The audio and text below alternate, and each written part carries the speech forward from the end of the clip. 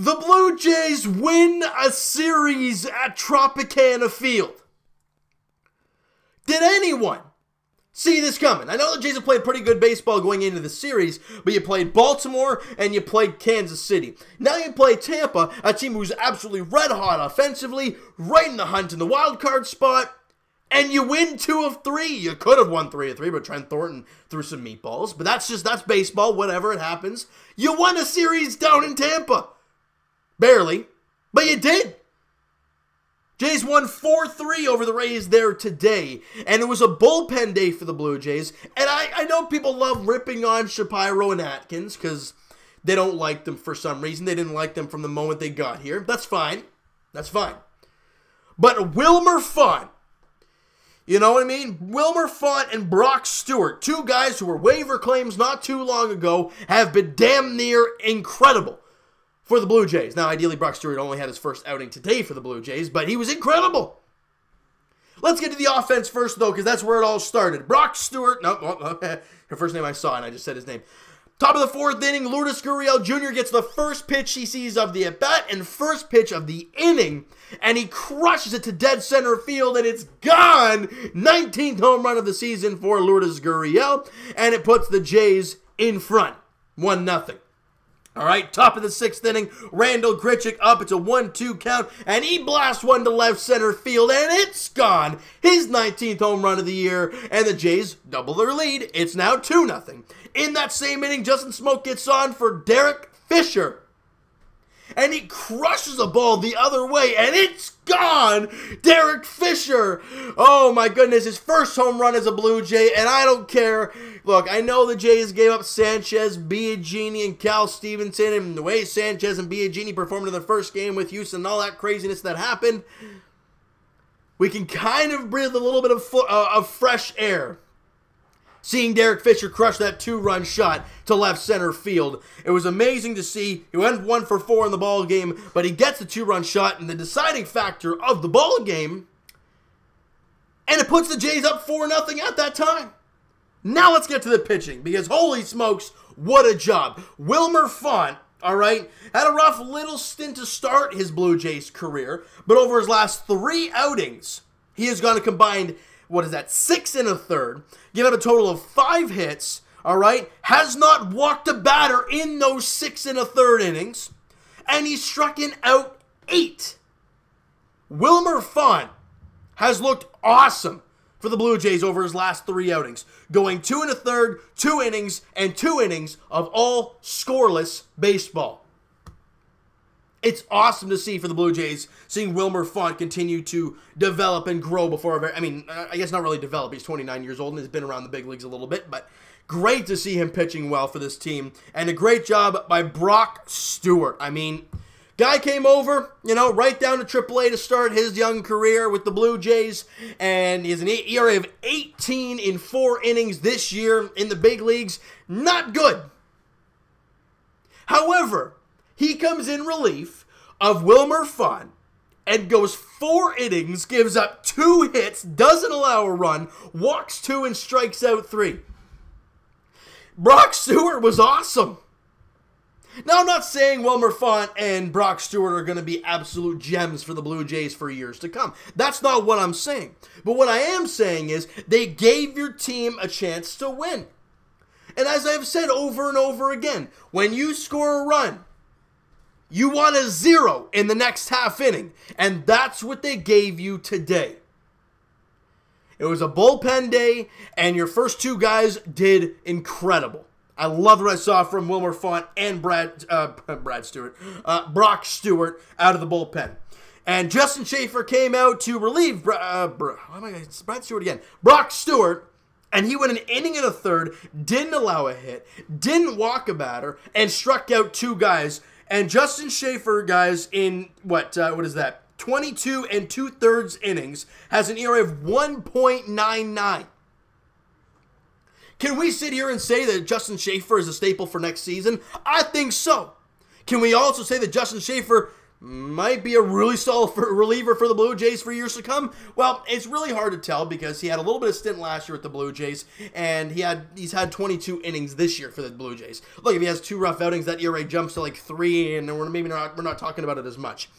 But as of right now, Schaefer is pitching incredibly well, and he's looking really strong. Tim Mayza came out and could not get out of that. Well, he did, but it took him a little bit. He gave up 2 hits, gave up a run. Tim Mayza has been doing really well lately. He gave up the 2 hits and the run, though. The double to Austin Meadows, and then the single to... Oh, who was it that got the single off of him? It was Avisail Garcia, raising his ERA from 3.89 to 4.07. Tough one for Tim Mayza, but he's got to get back on the horse in his next outing. And Ken Giles scared us a little bit when an inning gave up 3 hits, 2 runs, including an absolute moonshot for Mike Zunino. And struck out 2 batters. Picks up the save nonetheless, and the Blue Jays get the victory 4-3. Offensively for the Jays, Bo Bichette goes 1 for 3, gets another extra base hit, another double for Bo Bichette, walks once in the ball game, so he's hitting 409 on the year with a 458 OBP. That is insane. And I think he ties a big league record for doubles. I don't know what it is exactly, the exact stat, but Bo Bichette is playing unbelievable. Offensively. Defensively, same with Vladdy, still kind of struggling, but that's what young guys do. They struggle defensively. That's kind of what your stereotypical young players do. They struggle defensively, they continue to develop, they continue to rake offensively, and they continue to grow year in, year out. And that's what we're seeing from Bo Bichette right now. Freddie Galvis goes 1 for 4. Lourdes Gurriel Jr. 1 for 4 with the home run. Randall Grichuk 1 for 3 with his 19th home run of the season. Picks up a walk and an RBI and a run scored, obviously on the home run that he did have. And Randall Grichuk's hitting 240 on the year. Justin Smoke 1 for 4 with a run scored in the game. Brandon Drury 1 for 4. And Derek Fisher obviously 1 for 4 with the home run that he did have. And I gotta say, as much as he got a ball off the face a few games ago, defensively, he hasn't looked bad. He looks very calm out there in the outfield, other than getting a ball off the face. He hasn't looked terrible. Offensively, though, we still don't know what we have in him yet. And I think that's going to continuously be a thing that we're going to learn about Derek Fisher over time. So it's going to be very fun and very interesting to see how it all plays out. All right? So with this series done, you get the Tampa Bay Rays. You won the series. Still baffling me. But they did it, and I'm proud of them. All right? You come home to face the New York Yankees. We've talked about, all right, the team's been playing well lately. Well, you had a test in Tampa, and you beat them. And now you have arguably the biggest test out there. The New York Yankees, if I'm not mistaken, are they the best team in baseball? They are right with, actually, I think they are. 74 and 39. No, the Dodgers are first. They have 76 wins. Excuse me. But as for record-wise, the Yankees are one of the, if not the best team in the big leagues. You play a 4-game set against them this weekend at Rogers Center. What are we going to see? I don't know what we're going to get from this team. I'm really intrigued to see what we got because Game 1 goes tomorrow night to 7:07 first pitch at Rogers Center. Domingo Germán on the mound for the Yankees. He's been incredible for them, 14-2 with a shade under a 4 ERA. Thomas Pannone on the mound for the Blue Jays, 2-4 with a 5.98 ERA. Again, with Trent Thornton, it's been the same with Thomas Pannone. It's one bad inning that kills him. He caves in. What are we going to see against the Yankees? I don't know. I'm not sure.